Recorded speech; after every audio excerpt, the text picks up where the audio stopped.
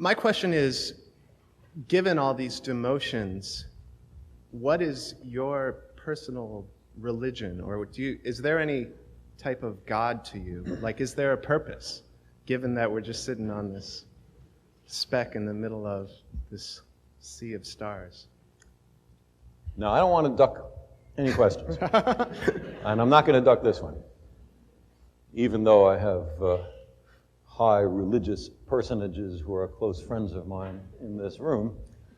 But let me ask you, what do you mean when you use the word God?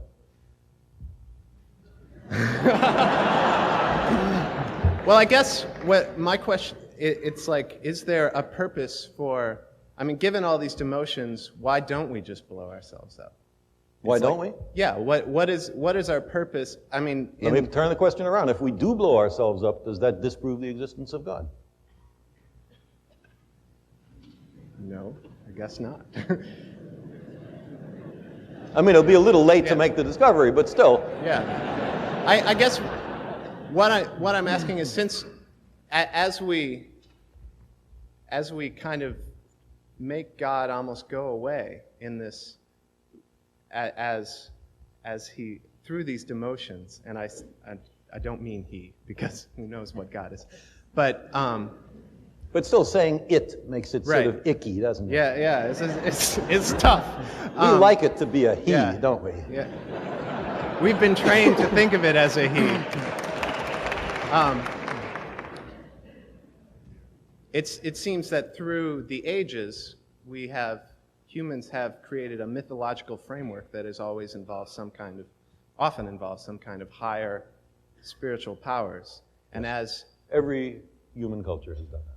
As that goes away, as we know more and more and it seems harder and harder to prove that anything might exist like that, where does that leave us? On our own.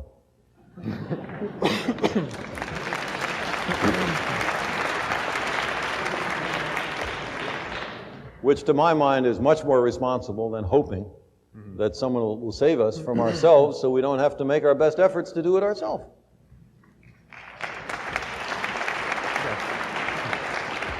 And if we're wrong, and there is someone who steps in and saves us, okay, that's all right. I'm for that, but we, hedged our bets.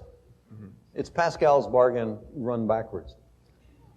I'll say another word. The word God covers an enormous range of different ideas, and you recognize that in the way you phrase the question. Running from an outsized, light-skinned male with a long white beard sitting in a throne in the sky and tallying the fall of every sparrow, for which there is no evidence. To my mind, if anybody has some, I sure would like to see it. To the kind of God that Einstein or Spinoza talked about, which is very close to the sum total of the laws of the universe. Now, it'd be crazy to deny that there are laws in the universe, and if that's what you want to call God, then of course God exists. And there are all sorts of other nuances. There is, for example, the deist God that many of the founding fathers of this country believed in, although it is a secret whose name may not be spoken in some circles, a roi fainéant, a do-nothing king, the God who creates the universe and then retires, and to whom praying to is sort of pointless. He's not here. He went somewhere else. He had other things to do. Now, that's also a God. So when you say, do you believe in God?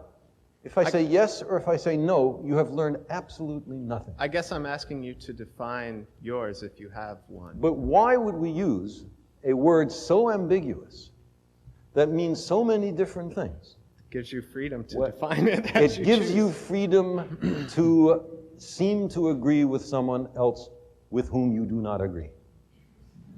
It covers over differences. It makes for social lubrication. But it is not an aid to truth, in my view.